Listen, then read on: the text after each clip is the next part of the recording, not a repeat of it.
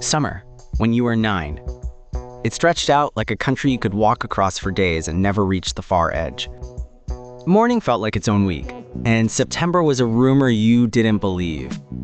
Now think of last year. Not a bad year, just a year.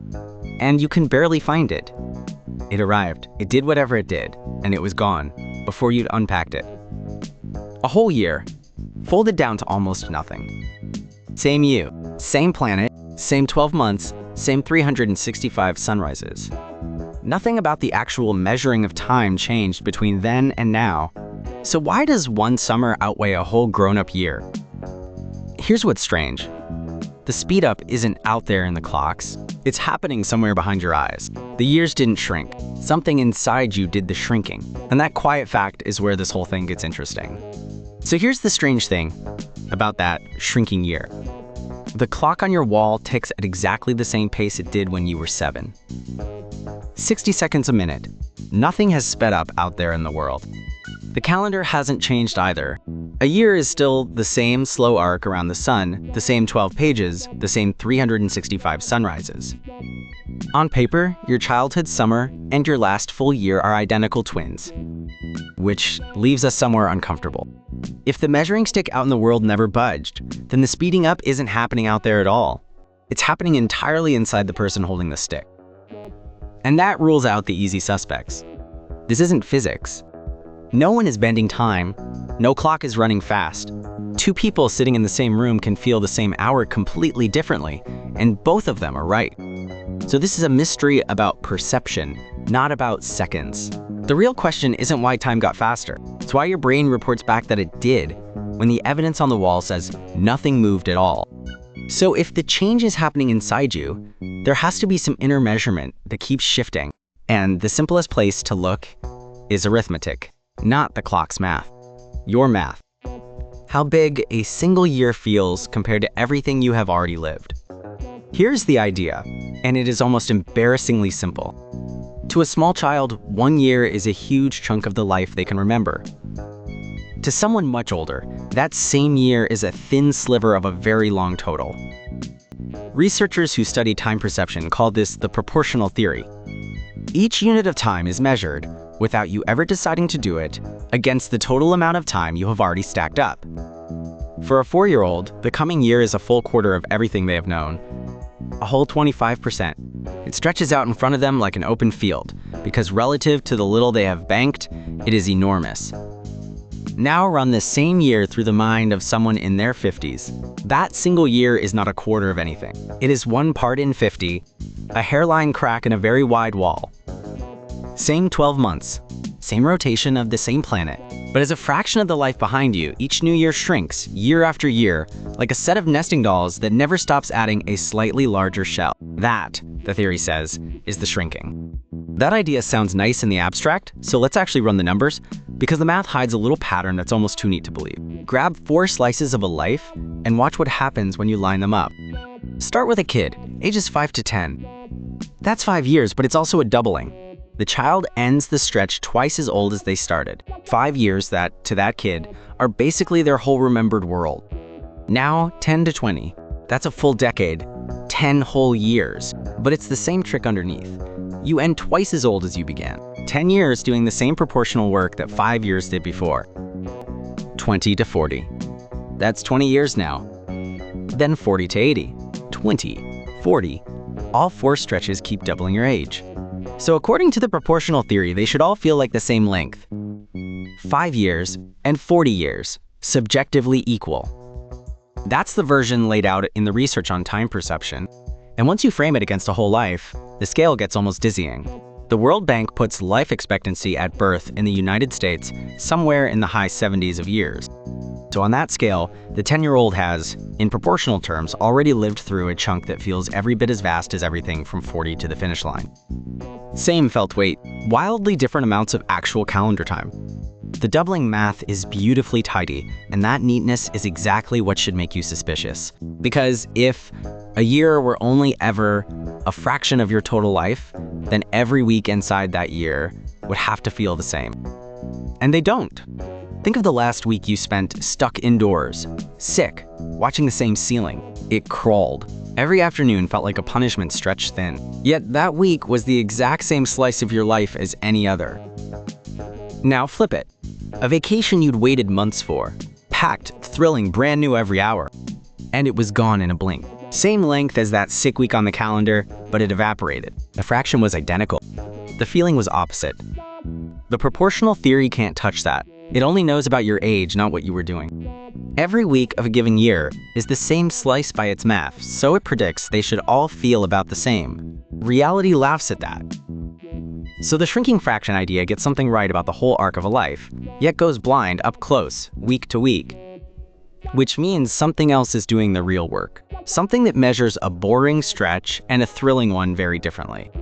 So if the fraction of your life can't explain a slow week or a vanished vacation, something else must be going on. And the clue is hiding in a strange contradiction.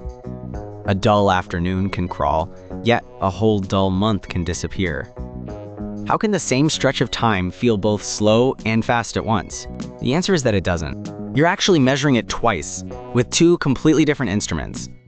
The first instrument is the one running right now, in the present moment.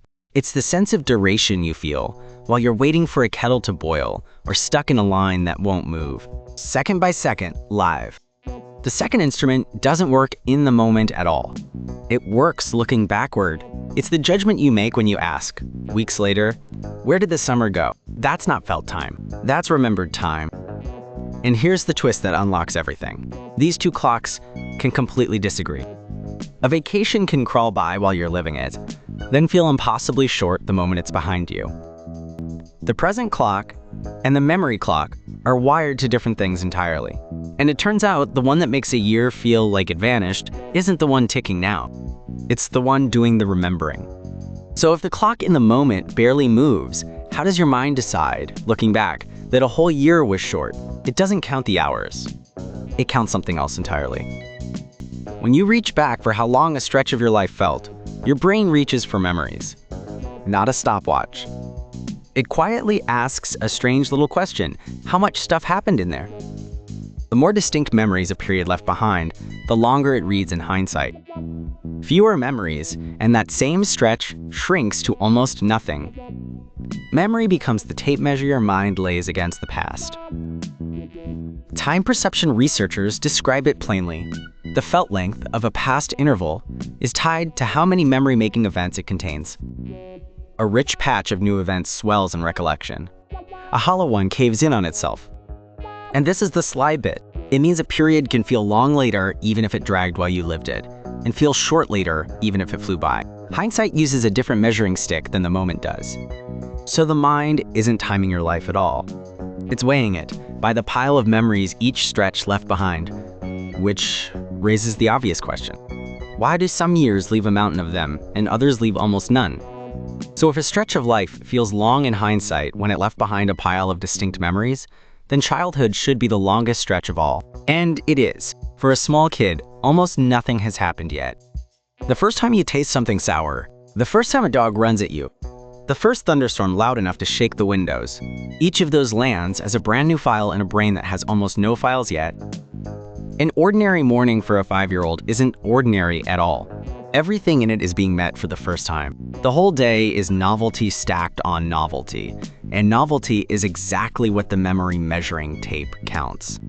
So when that child looks back, the recollection is crowded, packed with vivid, separate events, each one time-stamped by its own strangeness. And a period this full of markers reads, in memory, as enormous. This is why that one endless summer felt endless. It wasn't longer on any clock. It was denser, crammed with things happening for the very first time. It simply left more behind to remember. The novelty is doing the heavy lifting here, not the calendar. A childhood year expands in recollection, because it was almost pure first time, wall to wall, which raises the obvious next question about the years that come after. But that flood of firsts doesn't last. Somewhere in adulthood, the firsts run dry, and the days stop announcing themselves. You wake up, and the morning already knows exactly how it goes. The same drive to work, the same 3 lanes, the same traffic light that's always red at the same corner. Your hands steer while your mind is somewhere else entirely. And here's the quiet cost. Your memory judges a stretch of time by how many distinct events it left behind. A day you've lived 1,000 times leaves almost nothing new to hold on to. So the brain does something efficient and a little unsettling. It stops writing fresh entries. Why record this commute in detail when it's identical to yesterday's? It just files it under the same old one. Multiply that across a whole year of the same job, the same rooms, the same route home. In the moment, each day feels ordinary enough. But in hindsight, there's barely anything to timestamp. That's why a routine year collapses when you look back on it. It wasn't shorter. It was just emptier of new memories, so recollection compresses the whole thing down to almost nothing. But there's a reason a child's routine never collapses the way an adult's does, and it starts somewhere deeper than habit. It starts with hardware that isn't finished yet. When you're very young, two of the brain's key timekeeping regions are still under construction. The prefrontal cortex, just behind the forehead, and the hippocampus, buried deep in the middle, both mature slowly across childhood. And those two regions do the exact jobs that a sense of time depends on. Attention and short-term memory. The machinery that decides what you notice and what you hold on to for the next few seconds. So a young child isn't just experiencing the world for the first time. They're experiencing it with a timekeeper that hasn't come fully online. The awareness of time itself is still being built, piece by piece. This is why researchers who study time perception point to that slow maturing as the developmental root of the whole feeling.